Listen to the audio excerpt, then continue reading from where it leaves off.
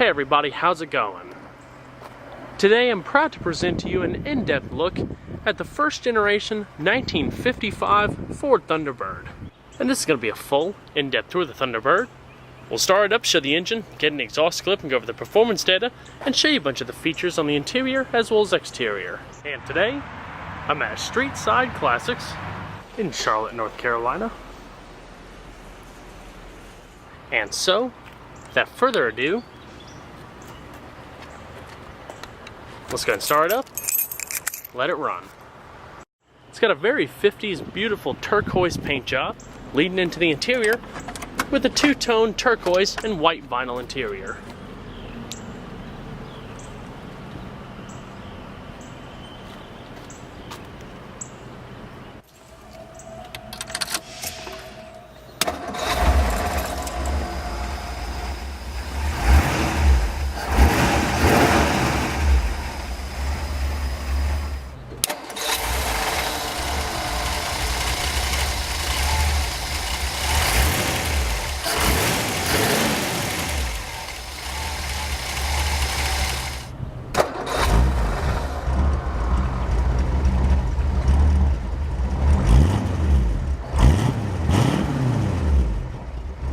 This vehicle comes with Ford's optional Master Glide power assisted steering system.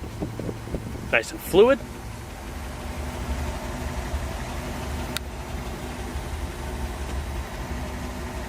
As well as the Swift Sure Ford power braking system.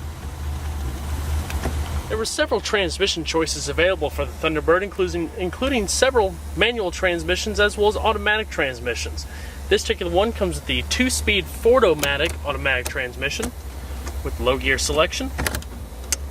You could also get a 3-speed manual, a 4-speed manual, and if my memory serves me correct, a 3-speed automatic as well. I believe it was called the Cruise-O-Matic, but don't quote me on that one. And we'll go ahead and cut on the headlamps.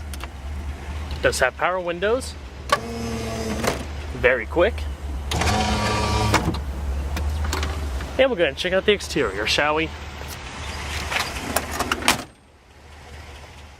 When the Thunderbird was first introduced in 1955, it came standard with a removable fiberglass hardtop. This particular one is the optional soft top configuration and retailed for around $2,700.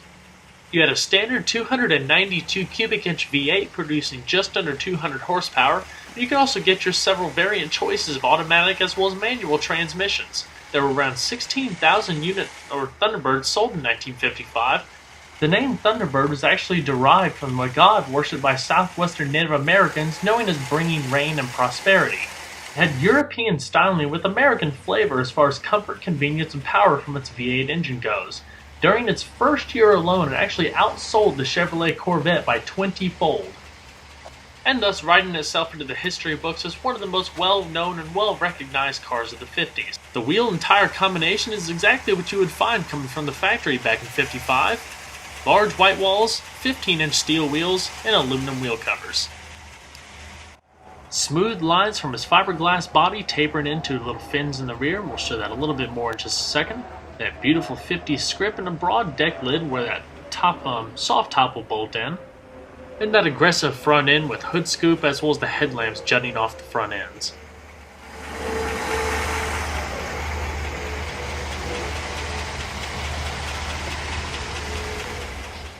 Overall, the Thunderbird was 175.3 inches long and 70.3 inches wide with a 52.2 inch height.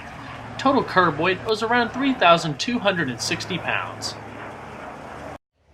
The beautiful 50s styling tapers off into the rear with modest fins and circular tail lamps with the exhaust ports embedded in the back bumper. It was a part of that domestic niche of a two-seater sports car that was really unlike most other things back in the day. Your reverse lamps are located right above those tail lamps. A little close up on the exhaust there.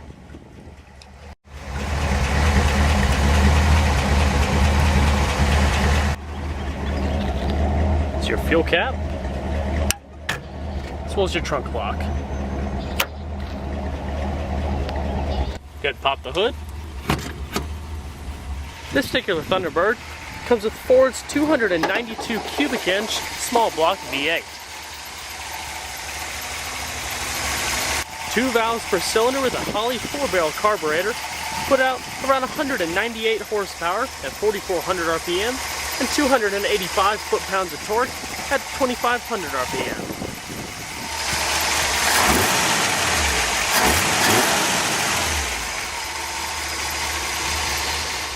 0 to 60 mile-an-hour times was around 9.8 seconds, with a 17.3 second quarter mile at 78 miles an hour. And fuel economy, with a 16.9 gallon fuel tank running on leaded gas, it achieved a miles per gallon rating of around 12 city, 15 highway.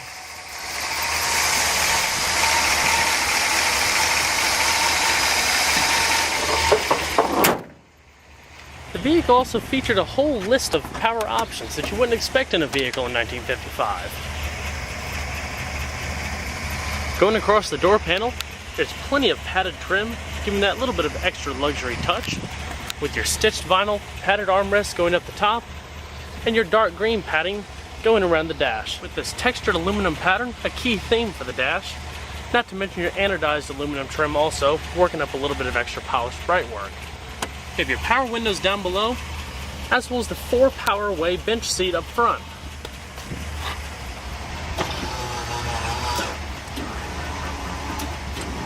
Height adjustment and sliding. Pretty amazing. It is a smaller car, so too many people over 5 feet or 6 feet might have a little bit of a hard time getting in, but back then everything was all about style versus practicality. Anodized aluminum scuff plates. The seats are quite soft and are in fantastic shape. Flip it back, and under this rear vinyl cover is your manual soft top. And let's go ahead and see if she sounds.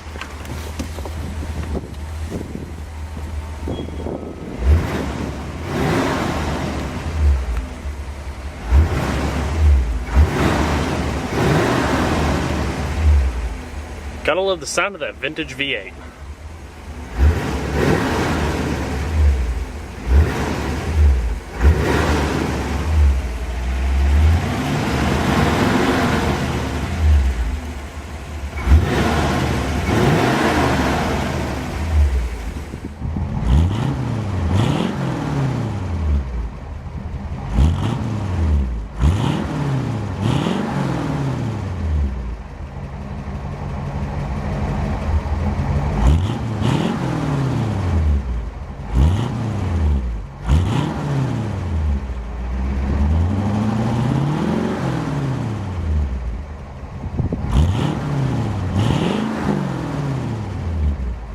Go ahead and shut her up.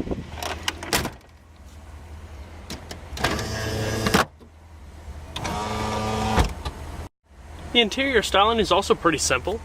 Like I said, you have the stitched vinyl trim going around across the entire dash, giving more soft, luxurious touch to it. The signature Thunderbird logo gracing the center stack. And around the center speedometer cluster, you have an analog clock, your tachometer, fuel gauge, as well as vehicle temperature. Like I showed you earlier, your headlights are here. Down below, you have your dimmer switch or activation for your high beams. Just press it, and it automatically turns them on and off. And when you see your high beams on, a little red indicator light will let you know that you have them on until you turn them off.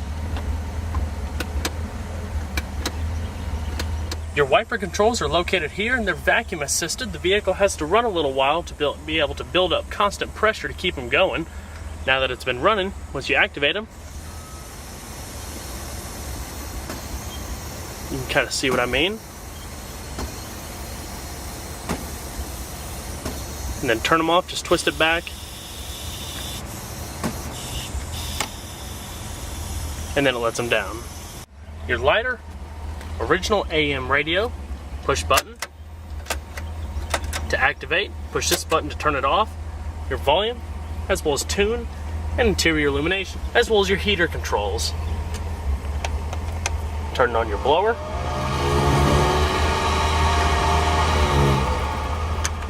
defrost, heat, activation of your right air, as well as adjusting the temperature. You activate your left air control over here.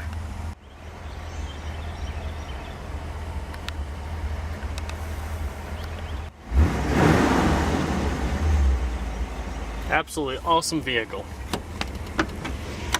True definition of an American classic. Gonna shut her down.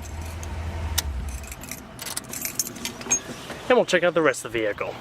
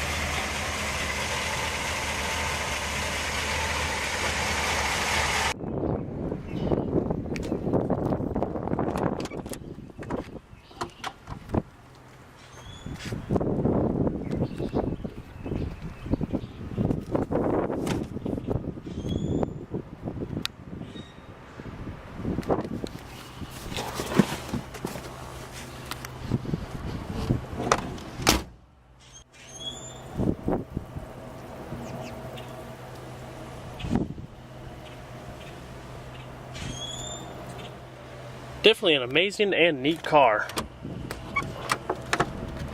Just fantastic to see the old vintage styling carved into the door, wrapping around with the beveled glass and the overhang here. Quite a traditionalistic styling cue for vehicles back in the day. A legend for 50 years, the Thunderbird, the original drop-top American cruiser with a little bit of dose of American muscle.